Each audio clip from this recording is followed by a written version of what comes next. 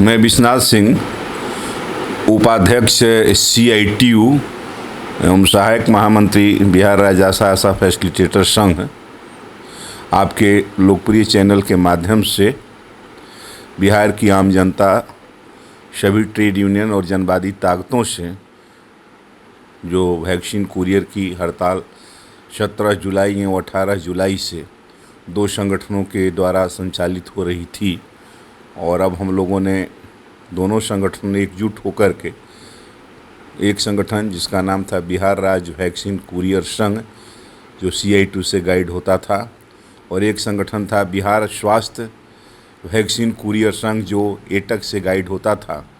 दोनों संगठन ने मिल कर के एक संयुक्त संघर्ष मंच बनाया और जिसका नाम है बिहार राज्य वैक्सीन कुरियर संयुक्त संघर्ष मंच, और अब ये संघर्ष का संचालन संयुक्त संघर्ष मंच से होगा। मतलब कि जो वैक्सीन कुरियर के लिए गुड न्यूज़ है कि जी अब दो तरह से नहीं जाना है, दो कमांड नहीं मिलेंगी, एक ही कमांड पे सारा कमांड होगा और जल्दी होगा।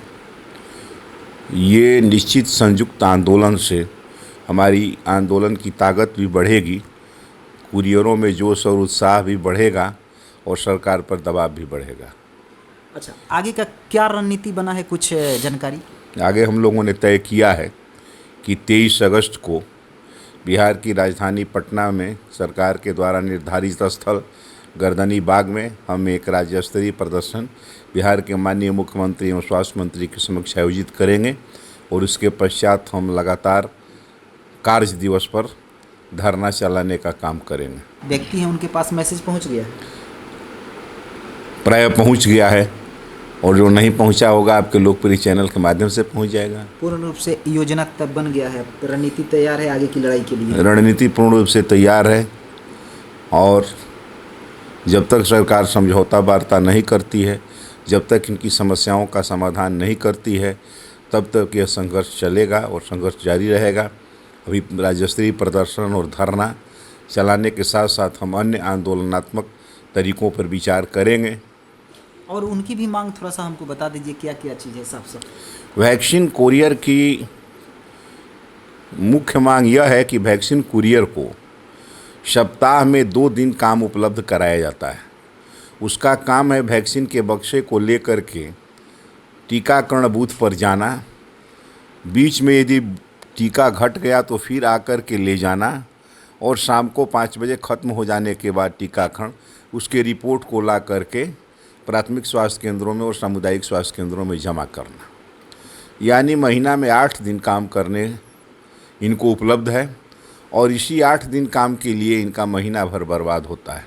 और 8 दिन कामों का पेमेंट? 8 दिन कामों का पेमेंट 90 रुपया रोज़ के हिसाब से इनका पेमेंट होता है। इसलिए हमारी मुख्य मांग यह है, यानी कि 720 रुपया, यानी 720 रुपया पर ये महीना भर बंधुआ मजदूर से भी बदतर जीवन दे रहे हैं।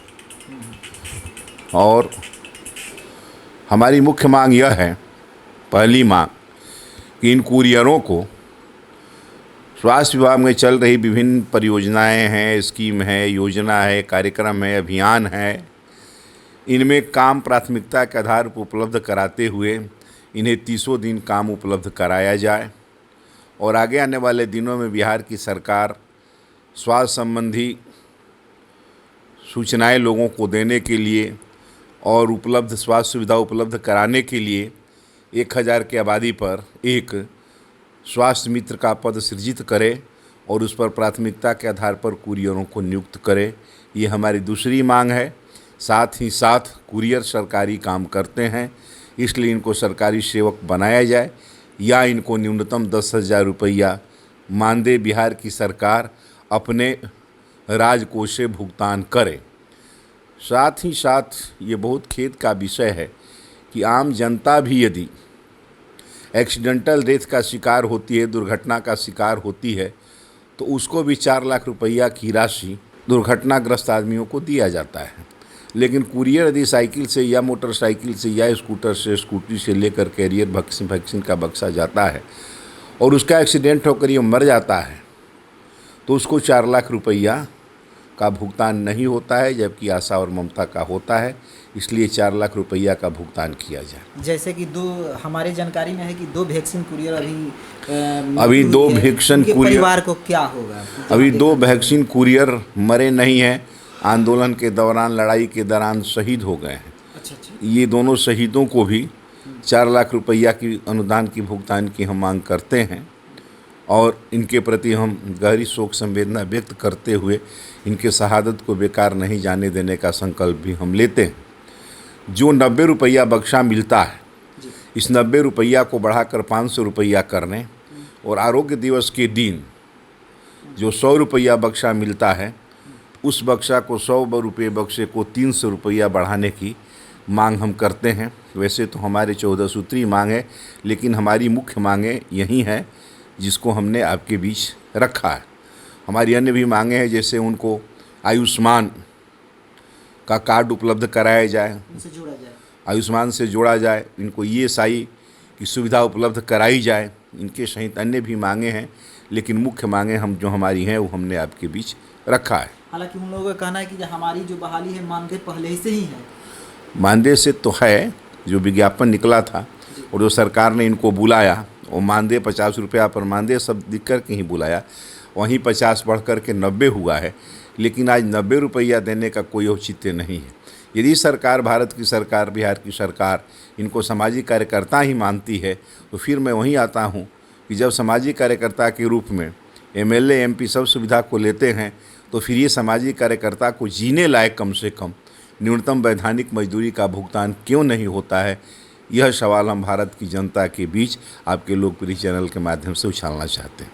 कुल मिला के देखा जाए तो बहुत सारा काम है विभाग में, कहीं भी लगाया जा सकता है। बहुत सारे काम हैं। अभी मैंने कुष्ठ रोगी को खोजने का अभियान चलने वाला है। वैसे बहुत सारा चलता है। फाइलेरिया का रोगी खोजिए, मलेरिया के रोगी को खोजना, महिलाओं का कौन एनीमिक है उसकी जांच पड़ताल करना, आयरन गोली बांटना, लेप्रोसी की दवा बांटना और विभिन्न किस्म के कार्यक्रम, 64 किस्म के काम आशा को करने हैं। जैसे उन तमाम कार्यों में सहयोगी के रूप में कुरियर को भी लगाया ही दी जाए तो 30 दिन काम उपलब्ध हो सकता है और इनकी ज़िंदगी और दशा कुछ सुधर सकती है। अच्छा, आने वाले समय में क्या लगता है? आने वाले समय में हम संघर्ष कर रहे हैं और ये सरकार हमारे वर्ग की, मजदूर वर्ग की सरकार नहीं है। जब वो कितने स्तर, कितना दूरी हम तय कर पाएंगे और क्या हमें मिल पाएगा, इसकी भविष्यवाणी मैं कैसे करूं? उम्मीद तो जगी है, आशा को मिल गया तो इनको भी मिल सकता है ना? उम्मीद तो जगी है और इस उम्मीद पर कहाँ तक खरा सरकार उतरती है ये अभी हम कहने की स्थिति में नहीं है। धूमिल की एक पंक्ति है कि राजनीति का पाव भारी है, कुछ न कुछ तो होगा, राम होगा चाहे रावण होगा। मतलब आपको भी पता है और संगठन को भी पता है कि इलेक्शन नज़दीक है, हमारी बातों के जरूर कुछ न कुछ सुना जाएगा। हाँ, निश्चित सुना जाएगा। जब चुनाव नज़दीक आता है तो सरकार थोड़ा उदार हो जाती है और अभी 2024 में भारत के भाग्य का फैसला होने वाला जो चुनाव है, इस चुनाव को केवल जातीय गठजोड़ों से नहीं मोदी को परास्त किया जा सकता है। नरेंद्र मोदी को और भाजपा को हटाने के लिए जो किसान हैं, जो मजदूर हैं, जो सरकारी कर्मचारी हैं, बेरोज़गार नौजवान हैं, खेतीहर मजदूर हैं, इन तमाम लोगों की समस्याओं को सुनना होगा और जो ताकत सरकार के पास, जो क्षमता है, उसके अनुरूप इनकी समस्याओं का जब समाधान करना होगा तो जो एक वर्ग का निर्माण होगा, किसान मजदूर वर्ग का जो निर्माण होगा, जो नौजवान भी इसमें बेरोज़गार शामिल रहेंगे, इससे जो एक नए वर्ग का निर्माण होगा, वह वर्ग ही भारतीय जनता पार्टी और नरेंद्र मोदी की सरकार को चुनाव में हरा सकती है।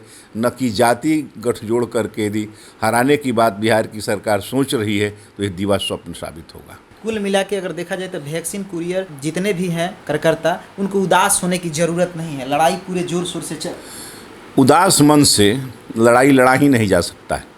लड़ाई उमंग और जोश में ही लड़ा जाता है। उदास होने की कोई आवश्यकता नहीं है। उदास होने से इस लड़ाई को नहीं जीता जा सकता है। और सच कहिए तो ये लोग 18 जुलाई और 17 जुलाई से भले हड़ताल में थे, लेकिन आशा की विशाल भीड़ में इनकी लड़ाई खो गई थी, ये खो गए थे, ये डाइल्यूट हो गए थे। कोई ये नहीं जानता था कि आशा के साथ साथ वैक्सीन कुरियर भी हड़ताल पर हैं। लेकिन आशा की हड़ताल समाप्त हो जाने के बाद अब सरकार भी समझ रही है कि वैक्सीन कुरियर की क्या महत्ता है, क्योंकि अभी भी टीकाकरण का बक्सा नहीं जा पा रहा है। अभी भी टीकाकरण का बक्सा ले जाना प्रभारियों के लिए एक समस्या बनी हुई है। वो एम्बुलेंस से या एएनएम को कहते हैं ले जाने के लिए, जो एएनएम कंधा में बक्सा लटकाना नहीं चाहती है। ये सोशल मीडिया पर वायरल हुआ है, कहाँ का है कि एएनएम खींच करके बक्सा को ले जा रही है। तो अब जो है ये समस्या दिख रहा है। और अब सरकार वैक्सीन कुरियर के संबंध में प्रदर्शन के बाद, धरना के बाद जब हमारा और समर्थन बढ़ेगा, अन्य जनवादी ताकतें हमारा जब समर्थन करेगी, तो हमारे समस्याओं के समाधान की स्थिति बनेगी। अभी फ़िलहाल 17 अगस्त को बिहार के स्वास्थ्य कर्मचारियों का जो संगठन है, बिहार चिकित्सा एवं जन स्वास्थ्य कर्मचारी संघ, उसने बिहार के सभी सिविल सर्जनों के पास प्रदर्शन करके उसके माध्यम से बिहार के माननीय मुख्यमंत्री और स्वास्थ्य मंत्री को ये मांग पत्र प्रेषित किया है कि अविलंब कुरियरों की हड़ताल को समाप्त कराया जाए। इस तरीके से आगे आने वाले दिनों में हमें और समर्थन मिलेगा और सरकार हमारी समस्याओं का समाधान करने के लिए बाध्य होगी। पूरे बिहार में वैक्सीन कुरियर संघ की कितना संख्या है, मित्र के जितने भी हैं? पूरे बिहार में वैक्सीन कुरियर की संख्या करीब 10,000 है। 10,000 की संख्या है। बड़ी संख्या है कि देखा जाए, एक बड़ी संख्या है। सहयोग भी मिल रहा है, सुन रहे हैं। देखिए, कोई भी आंदोलन चलेगा, कोई भी हड़ताल चलेगा, तो उसको मजदूर संगठन का सहयोग मिलना ही मिलना है। अच्छा, आशा का कितना सहयोग मिल रहा है? आशा बक्सा लेके नहीं जा रही है सरकार के कहने के बावजूद भी, ये सबसे बड़ा सहयोग है। और जैसे चिकित्सा संघ के लोगों ने प्रदर्शन किया है, यदि इनके राज्य स्तर के प्रदर्शन के बाद और इनके धरना चलाने के बाद भी सरकार नहीं सुनेगी, तो बिहार के तमाम जिलों में बिहार राज्य आशा एवं आशा फैसिलिटेटर संघ के बैनर के तले प्रदर्शन जिला स्तर पर आयोजित किया जाएगा, जैसे चिकित्सा संघ का आयोजित किया गया है। अगला कार्यक्रम पटना में कब? अगला कार्यक्रम हमने बताया 23 अगस्त को राज्य स्तरीय प्रदर्शन, और उसके बाद अनिश्चितकालीन कार्य दिवस पर धरना का कार्यक्रम चलने वाला है। अब पूरा कार्य ठप रहेगा? सारे प्रखंड कार्य तो ठप हैं। अच्छा, टीकाकरण का कार्य तो ठप हैं। तो पूरे बिहार के वैक्सीन कुरियर पटना रहेंगे 23 तारीख को? निश्चित रहेंगे। आपका स्वागत है उस दिन, आप आइए और अपने देखिए।